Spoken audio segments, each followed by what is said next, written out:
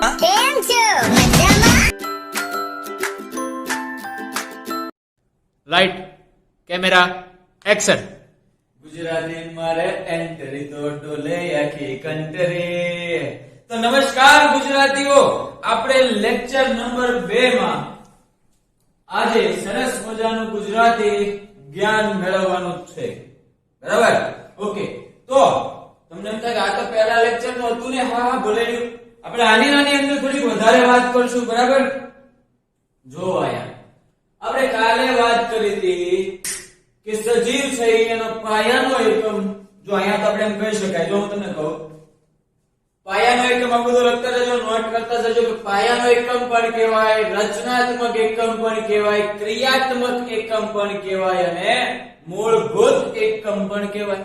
સમજો, કોષતરા નામ છે 4. કયા કયા? પાયાનો એકમ, મૂળભૂત એકમ, રચનાત્મક એકમ અને ક્રિયાત્મક એકમ. આ 4 છે. ઓકે. પછી આપણે આવી બધી વાત કરી કે કોષથી પેશી બને, એનાથી અંગ, તંત્ર, શરીર, પછી જુદા જુદા તંત્રની વાત કરી. ચલો, પોષણ છે, પાચન તંત્ર, શ્વસન તંત્ર, ઉત્સર્જન તંત્ર, ચેતાતંત્ર, રુધિરાભિસરણ તંત્ર. હજી એમ કહેવું હોય તો કહી શકાય જે મનુષ્ય માટે ની ખાસ પ્રક્રિયા છે, જેમ કે પ્રજનન ની ક્રિયા, કે જેને કારણે એકમાંથી બીજો, બીજામાંથી ત્રીજો, ત્રીજામાંથી ચોથો સજીવ ઉત્પન્ન થાય છે. તો જે પ્રજનનની ક્રિયા છે, એ પ્રજનનની ક્રિયા, આ બધી ક્રિયા છે. તંત્ર, તો પ્રજનનની ક્રિયા કયા તંત્ર દ્વારા થાય? તો પ્રજનન તંત્ર દ્વારા થાય. પ્રજનન તંત્ર. હવે એના અંગની વાત કરું તો પુરુષ અને સ્ત્રીમાં અલગ અલગ પ્રજનન અંગ હોય. બરાબર? જેમ કે આપણે વાત કરવી, દેખાય છે? ઓકે. તો જો અહીંયા પુરુષ અને સ્ત્રીમાં વાત કરવી, ચાલો આ બાજુ પુરુષનું છે, આ બાજુ સ્ત્રીનું છે. બરાબર? જગ્યા નથી એટલે હું કહું છું કે પુરુષમાં કયું પ્રજનન અંગ હોય? તો કે શુક્રપિંડ હોય. બરાબર? કેટલા? તો કે એક જોડ. પછી સ્ત્રીમાં તો કે અંડપિંડ હોય, એક જોડ. બરાબર? અને બંનેના મિલનથી ફલનની ક્રિયા થઈ અને પ્રજનન દ્વારા નવા સજીવનું નિર્માણ થાય છે. ઓકે. તો આવી બધી ક્રિયા, બધી જૈવિક ક્રિયા માટેની જ આપણે વાત કરી હતી. અને તો જૈવિક ક્રિયાઓ માટે જુદું જુદું એમ કેવું હોય કે ભાઈ કયા પ્રકારની ક્રિયા? તો જો આ બધી આ છે જૈવિક ક્રિયાઓ છે ને. તો હવે આપણે જૈવિક ક્રિયામાં જો અહીંયા વ્યાખ્યા લખું છું, સમજો. કાલ મેં 2 વસ્તુ કીધી હતી, તમારે જૈવિક ક્રિયામાં લખવાની હતી, એની સિવાયની હવે આપણે લખવી.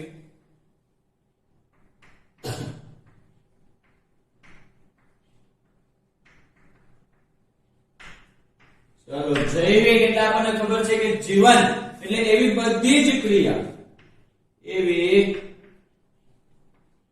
બધી જ ક્રિયા જે સામૂહિક રૂપે, સામૂહિક એટલે એક સાથે ભેગી થઈ, કે જે સામૂહિક રૂપે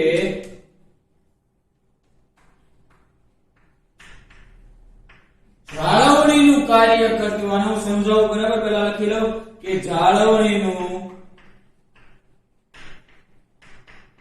કાર્ય કરતી હોય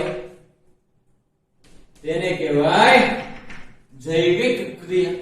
ચાલો, એની વ્યાખ્યા થઈ કે ખાસ સમજો કે એવી બધી જ ક્રિયા કે જે સામૂહિક રૂપે એટલે એક સાથે ભેગા મળીને આ ક્રિયા કોની અંદર થાય? તો કે એક કોષી હોય, બહુકોષી હોય, ફૂગ હોય, ગમે પ્રાણીઓ હોય, બેક્ટેરિયા હોય, કોઈ પણ ની અંદર થાય. બરાબર? બધાની અંદર આ પ્રક્રિયા થાય છે. તો સામૂહિક રૂપે જાળવણીનું કાર્ય, જાળવણી એટલે રક્ષણ કરવું. ફરી વખત કહું, જાળવણી એટલે તો જાળવણી એટલે આપણે કીધું કે રક્ષણ કરવું. બરાબર? જેનું રક્ષણ થાય જાળવણી કર્યું કહેવાય. તો આપણા શરીરમાં એવા ઘણા બધા અંગો છે જે રક્ષણ કરે. કાલે આપણે રક્ષણની વાત કરી. મગજનું રક્ષણ ખોપરી કરે, કરોડરજ્જુનું રક્ષણ કરોડ સ્તંભ કરે. તો આવું જાળવણીનું કાર્ય જે કરતી હોય બધી જ ક્રિયાને કહેવાય જૈવિક ક્રિયાઓ. બરાબર? ઓકે. તો જાળવણીનું કાર્ય કરે છે. પણ હું એમ કહું કે આ જે જૈવિક ક્રિયાઓ છે એ કેવી હોય? તો કે આણ્વિક સ્તરે થતી હોય. આણ્વિક સ્તરમાં ખબર પડે, આણ્વિક સ્તર એટલે એકદમ સૂક્ષ્મ રીતે. બરાબર? કેવી?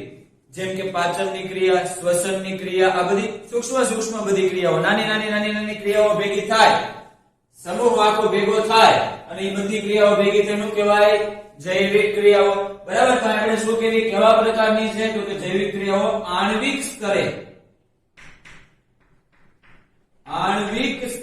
થતી પ્રક્રિયા છે. યાદ રાખજો, ક્યાં થાય? આણ્વિક સ્તરે થતી પ્રક્રિયા એટલે કે સૂક્ષ્મ પ્રકારની ઘણી બધી પ્રક્રિયાઓથી બનતી પ્રક્રિયા. આવું આખું વાક્ય લખજો. બરાબર? આણ્વિક સ્તરે એટલે સૂક્ષ્મ ક્રિયાઓથી બનતી ક્રિયા છે એક પ્રકારની. બરાબર? ઘણી બધી પ્રક્રિયાઓ ભેગી થાય ત્યારે બને. તો કોની અંદર થાય? તો દરેક સજીવની અંદર થાય. કોની અંદર થાય? દરેક સજીવમાં આણ્વીય ક્રિયા થાય. તો એક ક્વેશ્ચન એવો, વાયરસમાં થાય કે નહીં? બરાબર? તો સિમ્પલ વસ્તુ છે. જો વાયરસ છે જ્યાં સુધી બહારના આવરણમાં હોય, અહીં બહારના વિસ્તારમાંથી ફરે છે. બરાબર? વાયરસ તો ભલે એક જગ્યાએ બીજી જગ્યાએ ફરતો હોય પણ એ મૃત અવસ્થામાં હોય. વાયરસ બહાર હોય ત્યારે મૃત હોય. જ્યારે જેવું કોઈ પણ સજીવની અંદર દાખલ થાય ત્યારે એ સીધો સજીવ થઈ જાય. બરાબર? તો એનો અર્થ એમ કે બહાર મૃત છે, સજીવના શરીરમાં આવે તો સજીવ થાય. યાદ કરો, આપણે એવું કહેતા હતા કે માટે વાયરસને સજીવ અને નિર્જીવને જોડતી કડી કહે છે. બરાબર? યાદ રાખી લેજો, વાયરસ છે એને સજીવ કે નિર્જીવને જોડતી કડી કહેવાય, પણ એની અંદર આણ્વિક સ્તરની પ્રક્રિયા થતી નથી. આ વાક્ય યાદ રાખી લેજો ખાસ, કે વાયરસમાં આણ્વીય સ્તરની પ્રક્રિયા થાય નહીં. ઓકે? તો આ બધી આપણે વાત કરી જાળવણીનું જે કાર્ય કરે, જે રક્ષણનું કાર્ય કરે. બરાબર? એટલે આપણે વાત કરી કે આપણા શરીરમાં જે ઇમ્યુનિટી સિસ્ટમ આપણે જે કેવી, બરાબર, આપણે ઇમ્યુનિટી સિસ્ટમ જે બહુ વધારે પડતું આપણે કહી શકાય કે આપણું ધ્યાન રાખતી હોય. જેમ કે બહારથી કોઈ પણ રોગકારક સજીવો, રોગકારક ઘટકો આપણા શરીરમાં પ્રવેશે તો એનો એ નાશ કરવાનું કામ કરે. જો ઇમ્યુનિટી વધારે હોય તો, બરાબર, ઓછી હોય તો એ નાશ કરી શકે નહીં અને આપણા શરીરમાં રોગ હાવી થઈ જાય અને આપણને રોગ થાય. ઓકે? તો આ બધી ક્રિયાથી આપણને બચાવે કોણ? જૈવિક ક્રિયા એટલે કે જે સૂક્ષ્મ સ્તરની, આણ્વીય સ્તરની જે રચનાઓ થતી હોય, જે ક્રિયાઓ થતી હોય, બધી આપણને બચાવે. ઓકે મિત્રો, ચાલો એની પછી એમ પણ કહી શકાય કે જે સતત કે નિરંતર ચાલતી કોઈ પણ પ્રક્રિયા છે, સતત નિરંતર ચાલતી પ્રક્રિયા ને શું કહેવાય? તો કે જૈવિક ક્રિયા કહેવાય. જે સતત ને સતત ચાલ્યા જ રાખે. બરાબર? ચલ મેરા ઘોડા ટિક ટિક ટિક. અને તો હવે એમ પણ કહી શકાય કે સતત ને સતત ચાલ્યા રાખે, પણ ક્યારે? સુતા હોય ત્યારે કે જાગતા હોય ત્યારે? તો કે દરેક વખતે.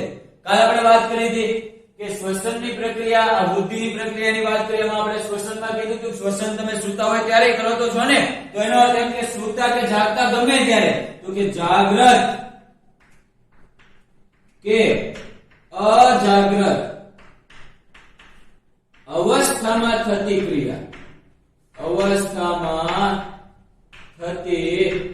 ક્રિયા, ને શું કહેવાય?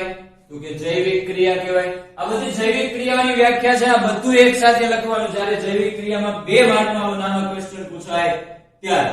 બરાબર? તો જાગ્રત કે અજાગ્રત અવસ્થામાં થતી કોઈ પણ પ્રક્રિયા છે, સતત નિરંતર ચાલતી કોઈ પણ પ્રક્રિયા છે, સામૂહિક રૂપે જાળવણીનું કાર્ય કરતી કોઈ પણ પ્રક્રિયા છે. તો આ બધી પ્રક્રિયા જે છે એ જૈવિક ક્રિયા કરતી પ્રક્રિયાઓ કહેવાય. બરાબર? હવે એમ પણ કહી શકાય કે સજીવો દ્વારા જે એવી ક્રિયાઓ થાય છે જે એનું જીવન ટકાવી રાખે છે. બરાબર? સજીવો દ્વારા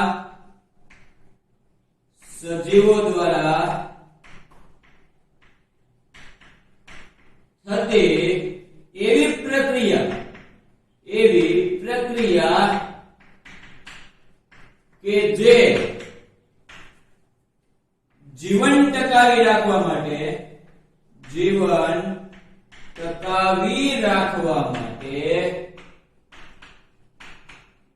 જરૂરી છે કે આવશ્યક છે એવો શબ્દ પણ તમે વાપરી શકો. બરાબર? જરૂરી છે એવી કોઈ પણ જે ક્રિયા છે એને કહેવાય જૈવિક ક્રિયાઓ. ચાલો, એકની જગ્યાએ તમારી પાસે આ 4 વ્યાખ્યા અને અને કાલે મેં જે બે કીધી હતી અલગ અલગ, બરાબર, એ રીતની વ્યાખ્યા. તો જુદી જુદી ઘણી બધી વ્યાખ્યાઓ થઈ, બરાબર ને. બધું એક સાથે તમારે જૈવિક ક્રિયાની અંદર લખવાનું છે. ચલો અહીંયા સુધી આપણે ક્લિયર રીતે આખું જૈવિક ક્રિયાને સમજા કે ભાઈ જૈવિક ક્રિયા છે શું, ક્યાંથી ક્યાં સુધી. અહીંયા એમ પણ કહી શકાય કે જન્મથી મરણ સુધીની દરેક પ્રક્રિયા છે જીવંત પ્રક્રિયા થઈ ગઈ, બરાબર. ક્યાં સુધીની? જન્મથી મરણ સુધી દરેક પ્રક્રિયા કેવી છે? તો કે જીવંત પ્રક્રિયા છે, કેમ કે આપણે સજીવ, બરાબર. તો એટલા માટે આ બધી પ્રક્રિયાને કહેવાય જૈવિક ક્રિયાઓ. ઓકે, ચાલો નોટ કરી લો જલ્દી જલ્દી. તો ચાલો મિત્રો વ્યવસ્થિત રીતે આને નોટ કરતા રહેજો, બરાબર. કોઈ હસીના જબ रूठ जाती है तो और भी हंसी हो जाती है. પાછા કમેન્ટ કરતા નહીં કોણ હસીના સાહેબ એમ. હા, નો આવડે ત્યાં તમે બિંદાસ કમેન્ટ કરી શકો છો મિત્રો. ચાલો તો હવે આપણે પાઠને આગળ વધારીએ અને સરસ મજાનો જે અગત્યનો પોઈન્ટ કહી શકાય 4 માર્ક માટે એવા પોઈન્ટ તરફ આગળ વધીએ, કેમ કે આપણને ખબર જ છે કે આ ચેપ્ટર માંથી 4 માર્કનો એક પ્રશ્ન પૂછાય છે. ઓકે, ચાલો મિત્રો હવે આપણે વાત કરીએ પોષણ એટલે શું. ચાલો પ્રશ્ન છે પોષણ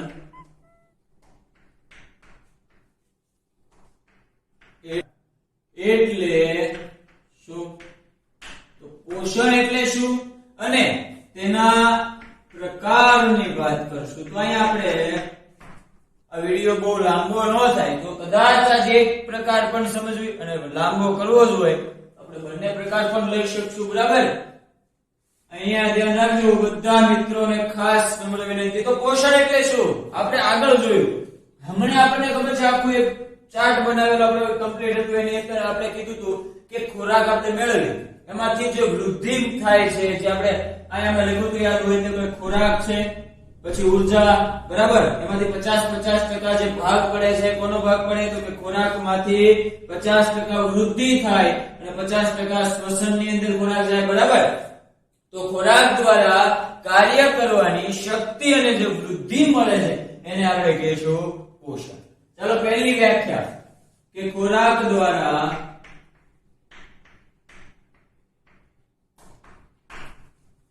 મળતી શક્તિ, પણ કેવી કાર્ય કરવાની શક્તિ મળતી એમ પણ લખી શકો.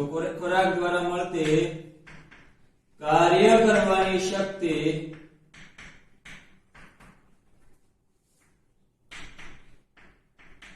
અને વૃદ્ધિને, વૃદ્ધિ એટલે વિકાસ, બરાબર. તો શક્તિ અને વૃદ્ધિને શું કહેવાય મિત્રો તો કે પોષણ કહે છે. ફરી વખત ખોરાક દ્વારા મળતી કાર્ય કરવાની શક્તિ અને જે વૃદ્ધિ થાય છે એને આપણે કહીશું પોષણ. તો આપણે જુદી જુદી ઘણી બધી વ્યાખ્યાઓ કહી શકાય પોષણ માટે, બરાબર. કે ભાઈ ખાલી ખોરાક દ્વારા મળતી કાર્ય કરવાની ક્ષમતા જ ન કહી શકાય. આ ક્ષમતા એટલે શક્તિ, બરાબર. ચાલો આપણે વ્યાખ્યાની પછી વાત કરીએ. પહેલાના પ્રકાર, કેમ કે જે બહુ ઇમ્પોર્ટન્ટ છે. પછી હું તમને કહી દઈશ કે ઉદાહરણની વ્યાખ્યા. તો પ્રકાર વિશે કહું તો જનરલી ગણો તો પોષણના મુખ્ય 2 પ્રકાર છે, જેમાંથી આજ આપણે એક પ્રકારની અત્યારે ચર્ચા કરશું હાલમાં. તો પોષણના મુખ્ય 2 પ્રકાર છે.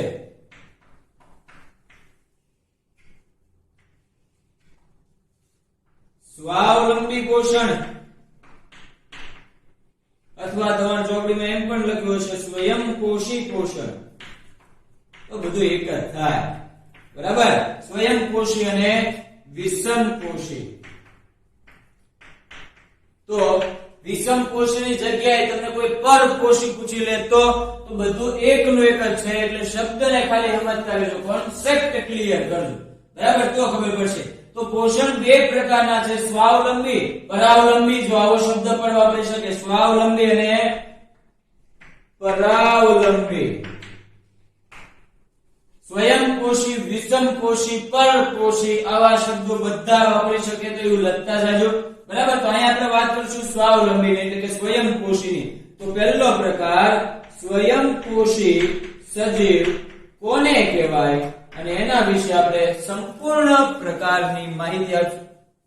તો ચાલો જો આને એક વસ્તુ સમજી લો. આપણે ઘણી ગુજરાતીમાં કરી જાય કે એકદમ છૂટું પાડીને સ્વયં વત્તા પોષી એટલે કે પોતાની જાતે પોષણ મેળવતા એવા. ફરી વખત સ્વયંપોષીને બે ભાગમાં વિભાજિત કરી નાખો, સ્વયં અને પોષી.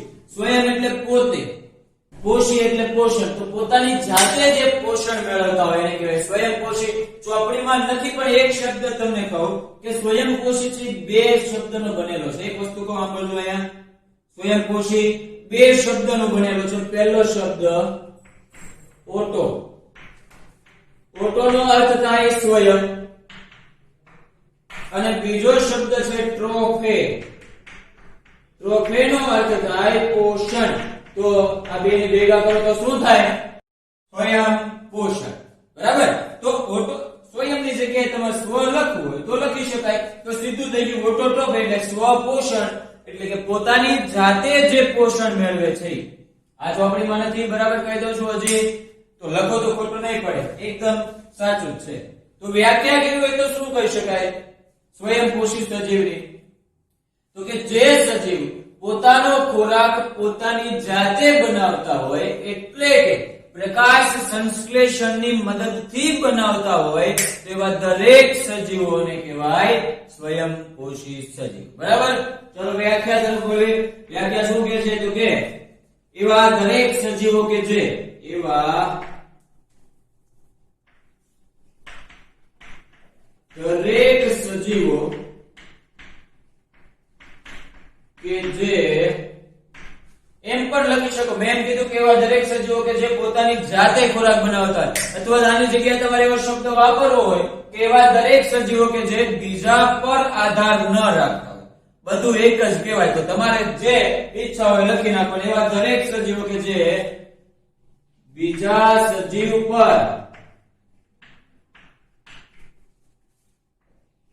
આધાર રાખતા ન હોય, આધાર રાખતા ન હોય અને પોતાનો ખોરાક શેની મદદથી કરે? તો કે પોતાનો ખોરાક પ્રકાશ સંશ્લેષણની મદદથી. અને પોતાનો ખોરાક પ્રકાશ સંશ્લેષણ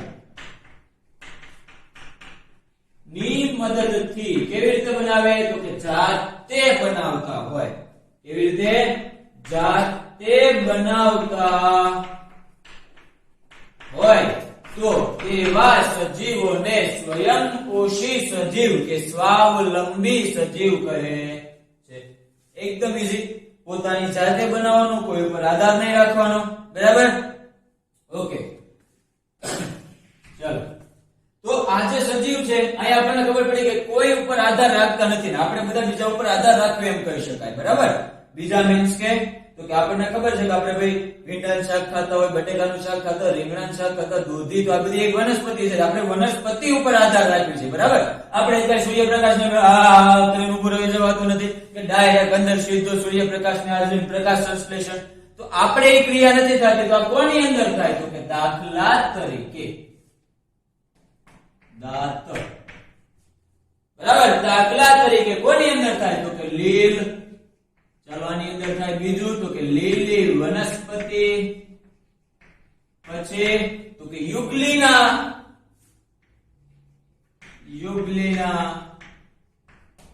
વોલ્વોક્સ.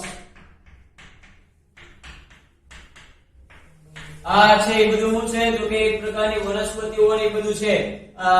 બેક્ટેરિયા, ફૂગ, આ ટાઈપની બધી વસ્તુઓ છે. બરાબર. તો એમ પણ કહી શકો અમુક પ્રકારના બેક્ટેરિયા, અમુક પ્રકારના બેક્ટેરિયા તો વગેરે વગેરે જે છે એને આપણે કહી શકશું સ્વયંપોષી સજીવ એટલે કે સ્વાવલંબી સજીવ. ઓકે મિત્રો. ચાલો અહીંયા સુધી બધાને ક્લિયર કે સ્વાવલંબી પોષણ શું છે એટલે કે સ્વયંપોષી પોષણ શું છે, વ્યાખ્યા શું, ઉદાહરણ શું. ઓકે. રેડી? ઓકે. હવે એમ કહી શકાય કે જે લીલી વનસ્પતિઓની આપણે વાત કરી છે, લીલી વનસ્પતિઓ શું કરે તો કે પોતાનો ખોરાક જાતે બનાવે. પણ કઈ રીતે એ આખી પ્રક્રિયા આપણે લખશું કે લીલી વનસ્પતિઓ, લીલી વનસ્પતિ, વન લખો એટલે એ સમજી લેવાનું કે વનસ્પતિ છે, બરાબર? આટલું તો બધાને ખબર પડતી જ હોય. તો કે લીલી વનસ્પતિ શું કરે છે તો કે સૂર્યપ્રકાશ, લીલી વનસ્પતિ શું કરે તો કે સૂર્યપ્રકાશ, પાણી.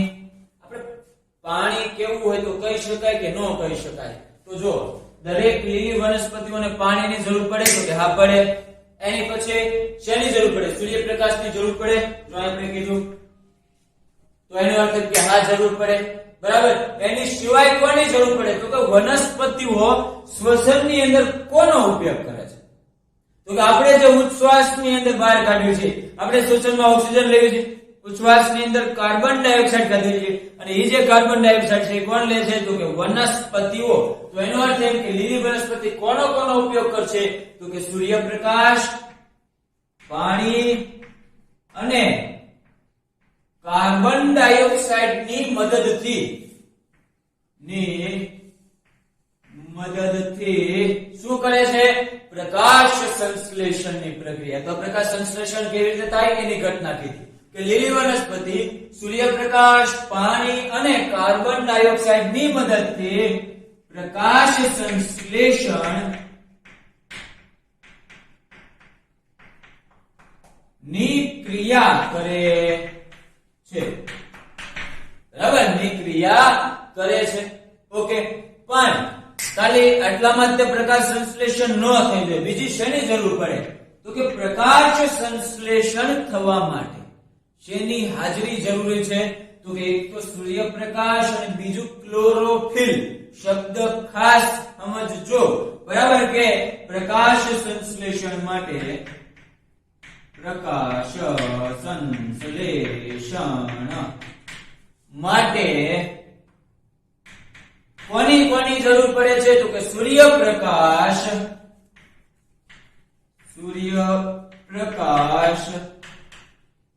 અને ક્લોરોફિલ ની હાજરી જરૂરી છે.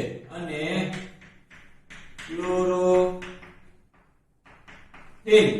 પ્રકાશ સંશ્લેષણ માટે સૂર્યપ્રકાશ અને ક્લોરોફિલ ની હાજરી જરૂરી છે. ચાલો આટલું થયું. આ પ્રશ્ન 2 માર્ક ની અંદર એમ પણ પૂછાય છે કે પ્રકાશ સંશ્લેષણની પ્રક્રિયા સમજાવો. તો આ પ્રકાશ સંશ્લેષણ માટે અહીંથી બધું લખી શકાય, બરાબર? અને આપણે એક પ્રક્રિયા લખવાની રહેશે. કઈ પ્રક્રિયા?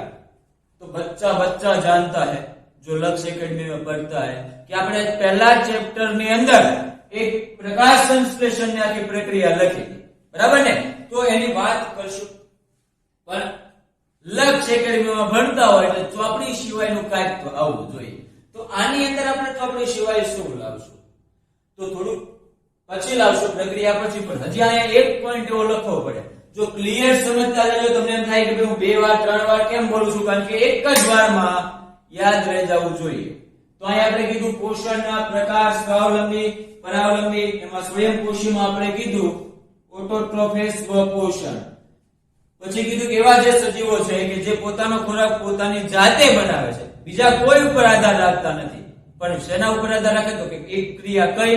પ્રકાશ સંશ્લેષણની ક્રિયાથી પોતાનો ખોરાક બનાવે તો એને કહેવાય સ્વપોષણ, એટલે કે સ્વયંપોષી સજીવ. આપણે એના ઉદાહરણ દીધા. પછી કીધું કે પ્રકાશ સંશ્લેષણ થવા માટે શું જરૂરી છે તો કે લીલી વનસ્પતિ સૂર્યપ્રકાશ, પાણી અને કાર્બન ડાયોક્સાઇડની મદદથી પ્રકાશ સંશ્લેષણ કરે. એટલે આ 3 ઘટકો જવાબદાર થયા. એની સિવાય એક વધારાનો ઘટક આપણે નામ દીધું છે ક્લોરોફિલ, બરાબર? તો આટલા ઘટકોથી પ્રકાશ સંશ્લેષણ પહેલા તો થાય. હવે પ્રકાશ સંશ્લેષણ થયા પછી શું મળે તો કે ખોરાક જે મળે છે એ કયા સ્વરૂપે મળે તો પ્રકાશ સંશ્લેષણની ક્રિયા બાદ, પ્રકાશ સંશ્લેષણની ક્રિયા બાદ ખોરાક શેના સ્વરૂપે મળે તો કે ખોરાક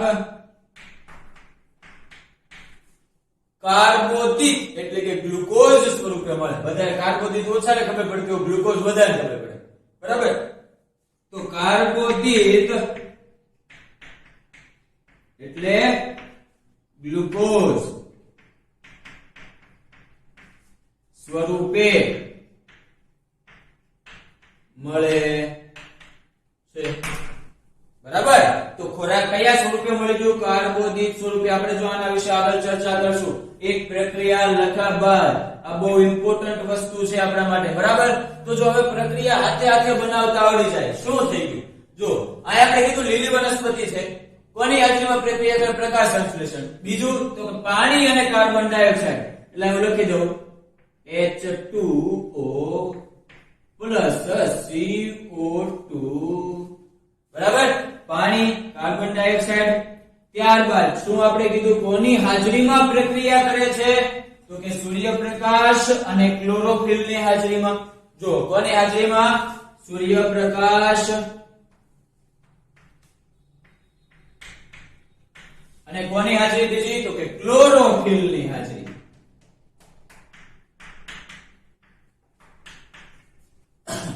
તો ચાલો આની મદદથી શું મળશે? તો એક વસ્તુ તો આપણને ખબર પડી ગઈ કે કાર્બોદિત C6H12O6 અને શું કહેવાય મિત્રો? બધાને ખબર છે, બચ્ચા બચ્ચા जानता है कि इसको ग्लूकोज बोला जाता है भैया. बोले तो जैगास. બરાબર? તો આને આપણે કહીશું ગ્લુકોઝ. હા, ઓકે, ગ્લુકોઝ તો આપણને ખબર છે. પછી શું મળે? તો કે પાણી છૂટું પડે કે ન પડે? कार्बन डाइऑक्साइड મળે કે ન મળે? તો કે કાર્બન ડાયોક્સાઇડ તો इधर है भैया, तो उधर नहीं मिलेगा. તો મળશે કોણ? ઓક્સિજન. જો આ બહુ ઇમ્પોર્ટન્ટ છે, આને આપણે કઈક અલગ પોઈન્ટમાં લખશું. બરાબર? કેમ કે તમારા ચોપડીમાં તમને આપી દીધું હશે, પણ એનો એક પોઈન્ટ છે, એ પોઈન્ટ નથી આપેલો. તો એ પોઈન્ટ આપણે લખશું, અને વધારામાં અહીં આપણે લખશું H2O પાણી. બરાબર? ઓકે. આ પ્રક્રિયાને તમારે संतुलित કરીને બતાવવાની છે. कमेंट कीजिए भैया, जबरदस्त कमेंट कीजिए, लाजवाब कमेंट कीजिए, कमेंट ही कमेंट कीजिए. ओके, तो જાજી કમેન્ટ કરો. બરાબર? કેમ કે બધાને ખબર છે પહેલા ચેપ્ટર ની અંદર ભણી ગયા તો આવડતી જ હોય. એટલે પ્રક્રિયા સંતુલિત કરીને આપણે કહેવાનું છે.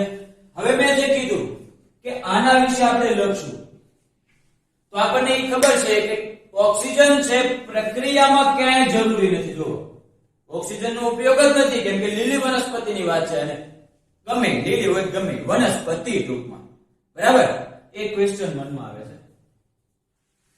કાલ આપણે જે જોયું હતું કે સજીવ અને નિર્જીવ શું છે, કોને કહેવાય, તો એની અંદર આપણે વનસ્પતિમાં એવું કીધું હતું જો વૃદ્ધિ થાય ને, તો બધાને ખબર છે વૃદ્ધિ થાય એટલે કે વનસ્પતિઓ નાનામાંથી મોટી થાય, મોટી થાય, મોટી થાય, તો એને શું કહેવાય? તો કે સજીવ કહેવાય. બરાબર? અથવા તો ઘણા એવું માને છે કે જેના લીલા પાંદડા હોય, વનસ્પતિના લીલા પાંદડા હોય. બરાબર? તો લીલા પાંદડા હોય એટલે એ વનસ્પતિ છે એ સજીવ કહેવાય. સુકાઈ જાય તો સજીવ ન કહેવાય. પણ એવું દરેક વખતે જરૂરી નથી, કેમ કે તમને ખબર હોવી જોઈએ કે બધી વનસ્પતિના પાંદડા લીલા હોતા નથી. અમુકના કલરના પણ હોય છે, કલરના. બરાબર? તો એ વસ્તુ યાદ રાખજો. વનસ્પતિ માટે વૃદ્ધિ જરૂરી છે, પાંદડા લીલા હોવા જરૂરી નથી, સજીવ હોવું હોય તો. બરાબર? આ ક્લિયર કરજો. ઓકે, તો આ આપણે શું કીધું? ઓક્સિજન છે આપણે ક્યાંય આની અંદર પ્રક્રિયામાં જરૂર નથી, તો એમ કહી શકાય કે અહીં પ્રક્રિયા દરમિયાન ઓક્સિજન શેમાં મળે છે? તો કે આ પ્રક્રિયા કેવા ડાબી બાજુ હોય અને જમણી બાજુ હોય નિપજમાં, તો હું એમ કહી શકું કે અહીં પ્રક્રિયા દરમિયાન અથવા તો પ્રક્રિયા થયા બાદ ઓક્સિજન આડ પેદાશ સ્વરૂપે મળે, એટલે વધારાની નિપજ સ્વરૂપે. બરાબર? યાદ રાખજો, ઓક્સિજન આડ પેદાશ એટલે કે વધારાની નિપજ સ્વરૂપે મળે છે. નિપજ સ્વરૂપે મળે છે. Okay clear? આટલું ક્લિયર થયું ભાઈ બધાને? આ સ્વયંપોષીની વાત છે, આ બધું સ્વયંપોષી વિશે. હજી આપણે કઈક નવા પોઈન્ટ કહેશું, પણ એ પહેલા નોટ કરી લો. ચાલો જલ્દી જલ્દી. ચાલો હવે આને આપણે આ વસ્તુ લે પ્રશ્ન પૂછાઈ ગયો, કોઈ વાંધો નહીં બકા, ખબર જ છે તમને કયો પ્રશ્ન છે. હવે આની અંદર થોડુંક આગળ આપણે બધું બરાબર. હજી આ સ્વાવલંબી ચાલે છે મિત્રો, સ્વાવલંબી જે પૂરું નથી થયું બરાબર. ઓકે ચાલો તો જલ્દી જલ્દી જોઈ લેવી. કાંઈ આપણે કેવી કે એક વસ્તુ અમે ખાસ કીધું કે જો પ્રકાશ સંશ્લેષણની ક્રિયા બાદ જે ખોરાક મળે છે એ ખોરાક કયા સ્વરૂપે ઉત્પન્ન થાય છે અથવા તો મળે છે, તો કે કાર્બોદિત એટલે કે ગ્લુકોઝ સ્વરૂપે. તો આપણે એમ કહી શકાય કે ખોરાક કાર્બોદિત સ્વરૂપે મળે છે. પરંતુ આ વાક્ય યાદ રાખજો, આ લખવાનું છે તમારે કે લખી દો. ચાલો જુઓ કે ખોરાક કાર્બોદિત સ્વરૂપે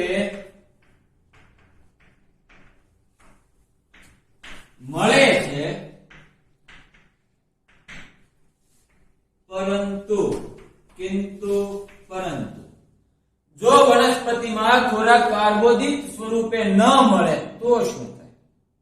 સમજો, ખોરાક કાર્બોદિત સ્વરૂપે મળે છે એ તો આપણને ખબર, પણ એવું કદાચ બની શકે કે વનસ્પતિમાં કાર્બોદિત ન બનતું હોય તો ખોરાક સ્ટાર્ચ સ્વરૂપે બને, સ્ટાર્ચના કણ સ્વરૂપે. ચાલો હું લખતો નથી, હવે તમે લખજો, વિડિયો નકર બહુ લાંબો થઈ જશે. શું લખવાનું છે કે ખોરાક કાર્બોદિત સ્વરૂપે મળતો નથી, સોરી મળે છે, પરંતુ અમુક વખત એવું થાય કે કોઈ ઘટના દરમિયાન કાર્બોદિત સ્વરૂપે ખોરાક ન મળે તો વનસ્પતિમાં તે સ્ટાર્ચ કણ સ્વરૂપે મળે છે. ઓકે ચાલો એ તો થઈ ગયું. બીજું આપણા શરીરની અંદર વાત કરું તો આપણા શરીરમાં જે ખોરાક છે એ કાર્બોદિત સ્વરૂપે ન મળે તો એવો શબ્દ વાપરવાનો, હું ખાલી આપણું શરીર એમ જ લખું છું.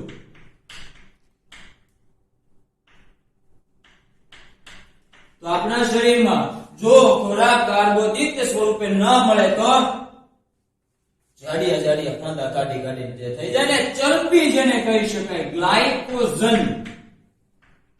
ગ્લાયકોજન સ્વરૂપે મળે છે. આમ ઘણા આ જ પણ કરે છે, ઘણા આ જ પણ કરે છે, આપણે આ જ વાપરજો બરાબર. ગ્લાયકોજન સ્વરૂપે પ્રાપ્ત થાય. ગ્લાયકોજન સમજાણું?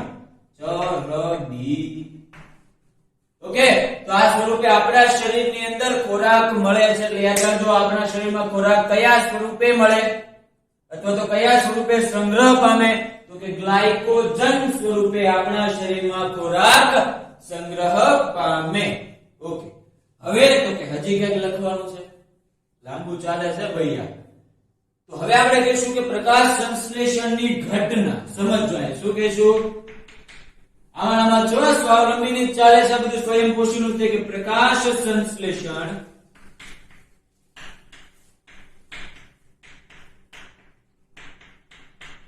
ની ઘટના. ચાલો પ્રકાશ સંશ્લેષણની ઘટના શું શું થાય પ્રકાશ સંશ્લેષણની મદદથી? તો અહીંયા જે વસ્તુ લખેલી છે બધી પ્રકાશ સંશ્લેષણની છે બરાબર. કે સૌથી પહેલા જે પ્રકાશ છે એની હાજરીમાં, એટલે કે કોની હાજરીમાં પ્રક્રિયા કરશે? પાણી અને કાર્બન ડાયોક્સાઇડની હાજરીમાં પ્રક્રિયા થાય, એટલે કે પ્રકાશ સંશ્લેષણની ક્રિયા થાય. ત્યારબાદ યાદ કરો, હંમેશા પ્રકાશ ઉર્જાનું કઈ ઉર્જામાં રૂપાંતરણ થાય?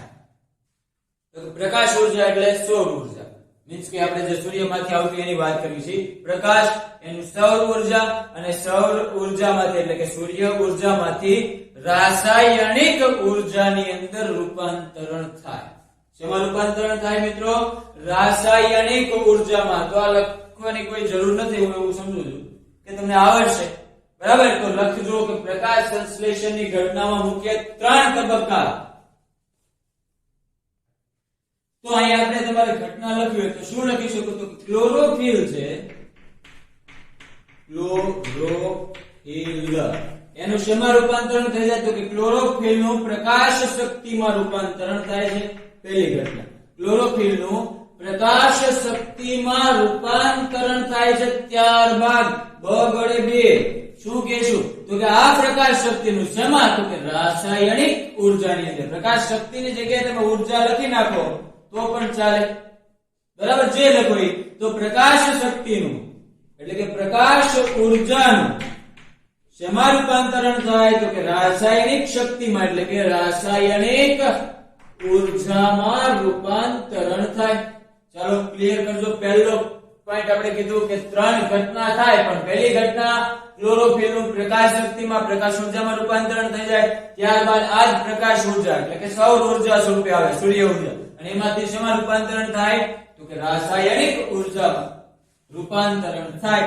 ત્યારબાદ આ રાસાયણિક ઉર્જા થયા બાદ, એમાં રૂપાંતરણ થયા બાદ જે ખોરાક છે એ કાર્બોદિત સ્વરૂપે મળે. ત્યારબાદ રાસાયણિક ઉર્જામાંથી શું થાય? તો કે ખોરાક કાર્બોદિત સ્વરૂપે મળે. આખું લખજો, આ વખતે લખજો કે રાસાયણિક ઉર્જા થયા બાદ, એમાં રૂપાંતરણ થયા બાદ ખોરાકનું કાર્બોદિત સ્વરૂપે રૂપાંતરણ થાય છે. પરંતુ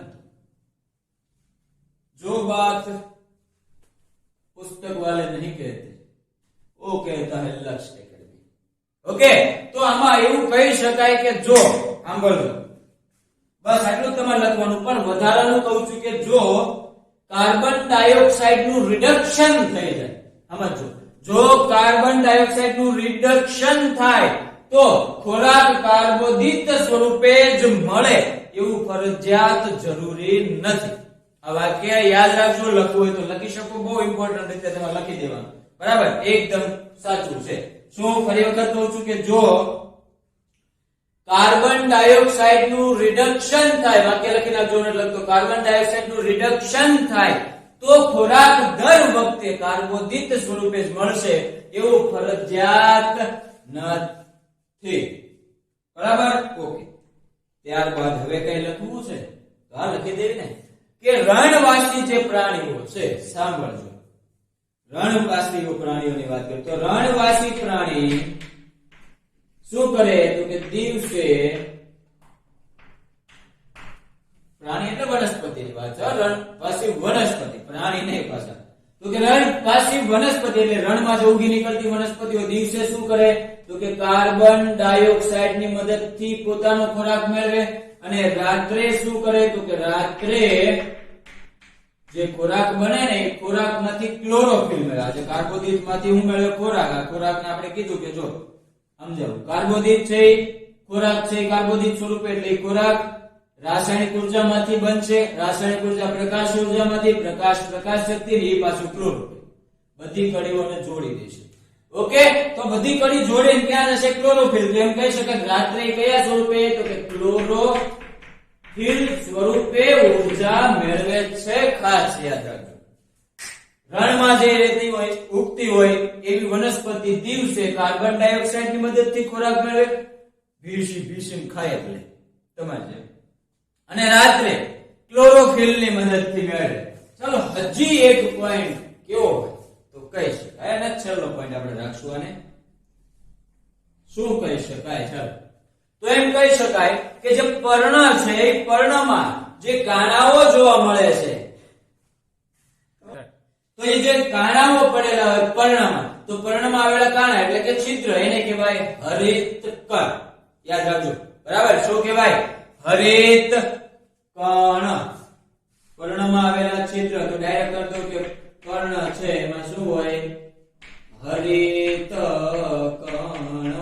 એને કારણે આપણને ખબર છે ને કે વનસ્પતિ હલ્ક જેવી દેખાય, મીન્સ કે લીલા રંગની દેખાય, બરાબર. તો આને કારણે હરિત કણને લીધે તે વનસ્પતિ લીલા રંગની દેખાય છે. બધીની વાત નથી કરતા, પણ મોટા ભાગની વનસ્પતિ. ઓકે, તો આ કમ્પ્લીટ રીતે વ્યવસ્થિત રીતે ઉતારી લીધો મિત્રો. આખો સ્વાવલંબી આની અંદર બહુ વ્યવસ્થિત રીતે ડીપમાં લીધેલો છે. ત્યારબાદ આની કોઈ ચર્ચા છે આપણે આગળના લેક્ચરમાં કરશું. કે ગુડ બાય, નમસ્કાર, શબ્બા ખેર, ગુડ નાઇટ, ગુડ જાવ જાવ.